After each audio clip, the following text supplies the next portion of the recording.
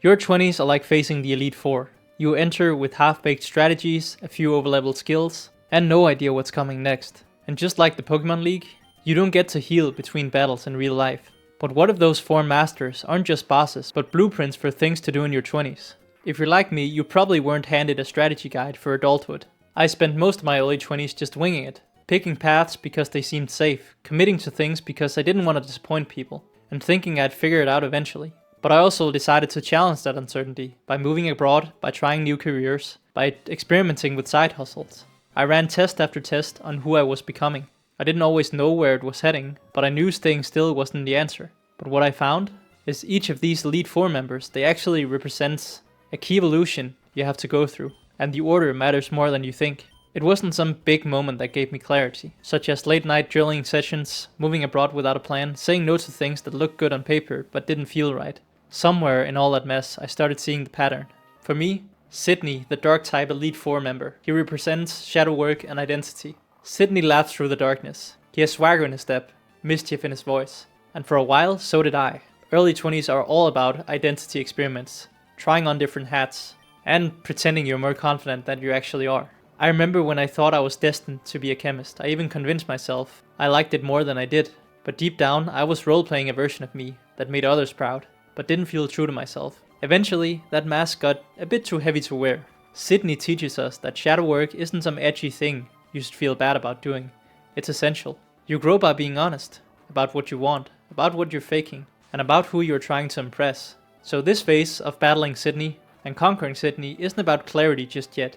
It's about shedding the false skins and finding the true one after Shiftry has used double team 6 times. It's about asking, if I wasn't trying to prove anything, who would I be? And what would I actually want? Moving on to Phoebe, she represents grief, boundaries, and emotional roots. Phoebe doesn't just battle, she's a listener. She taps into something deeper with her ghost types. She reminds us of Mount Pyre and of the stories we've inherited. Family expectations, school labels, social roles we never chose. In my mid-20s, I started noticing how many of my decisions weren't mine.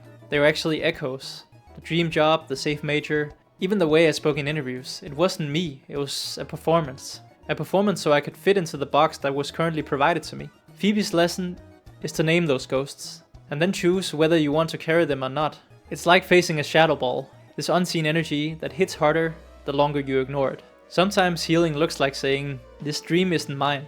And sometimes it might look like letting go of the version of you that always followed the rules. Grief isn't just about death and ghost types.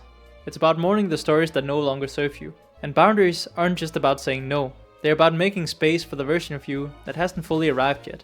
After conquering Phoebe, you're about to face Glacia, and she's all about emotional regulation and inner strength. Glacia's team doesn't come at you all at once. It sets up hail, which is a constant quiet pressure.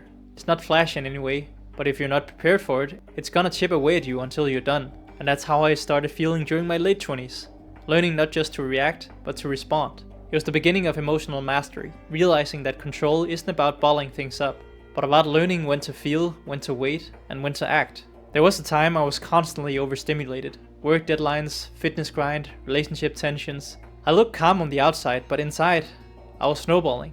Journaling definitely helped, and so did time in nature, and learning to pause before reacting. Glacia shows us that emotional stability isn't boring. It's actually quite badass. Like Ice Beam. It's 100% accurate, it's focused on one opponent, and still capable of freezing everything in its path. She taught me that calm isn't a lack of intensity. It's proof that you've done the work, that you've built enough internal space to choose your next move instead of flinching. Real strength is quiet, and it's built daily, just like how hail chips away each turn. So you survived the hails and ice beams and sheer calls, now you're about to face Drake. Drake stands for vision, mastery, and following your inner compass. Drake isn't just a dragon master, he's a tactician. He knows when to wait, when to strike, and when to trust the winds. And his dragons? They don't just represent power, but they also represent direction. Salamence is your ambition, finally taking flight. Altaria is the calm mindset that lets you rise above the drama. Kingdra is adaptability, ready to cover any weakness. Flygon is the mystic, both creative and analytical. A problem solver that stays grounded yet is always ready to soar. And Shelgon, that's the version of you still evolving. Your connection with your younger self. And proof that it's okay not to be fully formed yet. By the time I reached 29, I'd built all the pieces I wanted. The job, the savings, the relationship. From the outside it looked like I won. but inside, something felt misaligned, like I was sailing with no compass. Drake teaches us that mastery isn't just about skills, it's about alignment, choosing your path intentionally, even when it's unconventional, like using Dragon Dance not to deal immediate damage, but to build quietly on your next move hits with full force and swiftly. For me, that meant moving to a new city, doubling down on my creative projects and letting go of what looked stable but felt hollow. That is the essence of what Neosphere became, not a map I followed, but one I'm creating in real time. And I'm okay not knowing the full destination, as long as I'm moving with integrity. If you're battling your own Elite 4 right now, remember this: you're not falling behind. You're leveling up in ways you can't always see yet. Each battle, each loss, each breakthrough, it's preparing you for what comes next. And maybe you don't feel ready. Maybe you still doubt yourself. But guess what? No one feels ready to face the champion. At least until the music hits and the battle begins. For me, this might be the Elite 4, but my real journey is just getting started as I'm entering into my 30s. Until then, subscribe, and drop your toughest Elite 4 member in the comments. Your next level's waiting. Let's evolve together.